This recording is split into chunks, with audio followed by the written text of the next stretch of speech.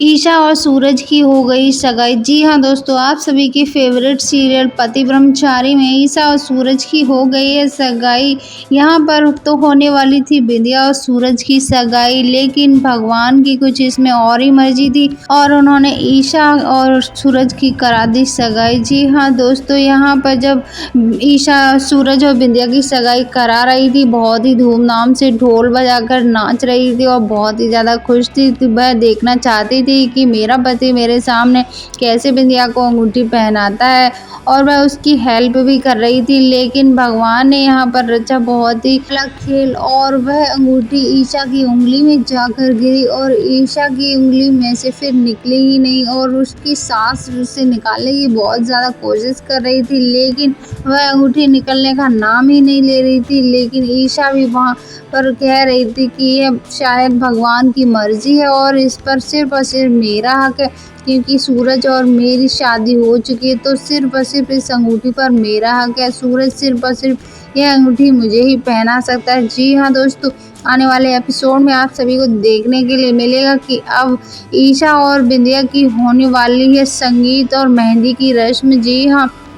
यहाँ पर देखना यह इंटरेस्टिंग होगा कि क्या मेहंदी की रस्म भी ईशा के साथ ही होगी या फिर बिंदिया के साथ। जी हाँ दोस्तों, अब आने वाला एपिसोड होने वाला बहुत ही ज़्यादा धमाकेदार, क्योंकि ईशा खुद कराएगी बिंदिया और सूरज की शादी और वह जानना चाहेगी क्या मेरा पति मेरे सामने किसी और लड़की से शादी कर सकता है। जी हाँ दोस्तों, यहाँ पर जब ईशा ढोल बजाते हुए शहनाइयों के साथ खूब मज़े से नाच रही होती है, तभी वहाँ पर बिंदिया यह सब कुछ देखकर बहुत ही ज़्यादा हैरान हो जाती है और वह कहती है कि आखिर ईशा को क्या हुआ है और ईशा इतनी ज़्यादा खुश क्यों है। लेकिन ईशा इस खुशी के सामने तो कुछ उसे दिख ही नहीं रहा था और वह कह रही थी कि बिंदिया तुम भी मेरे साथ डांस करो, लेकिन बिंदिया गुस्से में उसे झटक देती है और वह कहती है कि मुझे कोई शौक़ नहीं है डांस करने का और मैं सिर्फ अपनी इंगेजमेंट करना चाहती हूँ सूरज के साथ। जी हाँ दोस्तों, यहाँ पर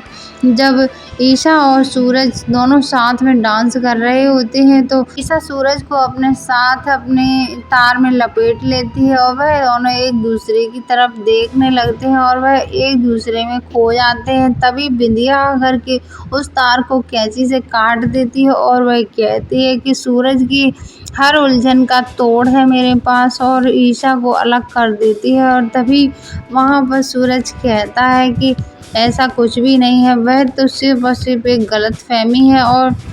मैं गलती से ईशा के साथ तार में फंस गया था। यहाँ पर जब ईशा और सूरज दोनों एक दूसरे की आंखों में देख रहे थे तो मानो बिंदिया की तो जलन का कोई ठिकाना ही नहीं था। जी हाँ दोस्तों, यहाँ पर बिंदिया बहुत ही ज़्यादा जलन की वजह से परेशान हो गई है, क्योंकि ईशा ढोल बजाकर इतना डांस कर रही होती है कि उसके तो होश ही उड़ जाते हैं।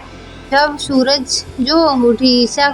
की उंगली में पहना देता है तो वह नहीं निकलती है, तो सूरज के पिता कहते हैं कि शायद यह सब कुछ भगवान की ही मर्जी है और देखो भगवान की मर्जी के आगे किसी की नहीं चलती। ये भगवान का न्याय है, क्योंकि ईशा और सूरज की शादी हो चुकी है तो वह इस रिश्ते को जल्द से जल्द अपना लें, इसी में उन दोनों का फ़ायदा है। लेकिन सूरज कहता है कि मैं किसी भी हालत में ईशा को इस घर में नहीं रहने दूंगा, क्योंकि ईशा की असली जगह सिर्फ और सिर्फ अपने बाबूजी के घर पर है। जी हाँ दोस्तों, यहाँ पर सूरज नशे की हालत में बहुत ही ज़्यादा रो रहा होता है और वह कहता है कि मैं ईशा को इतना दुख नहीं दे सकता, क्योंकि मैं उसे बहुत ज़्यादा प्यार करता हूँ। और वह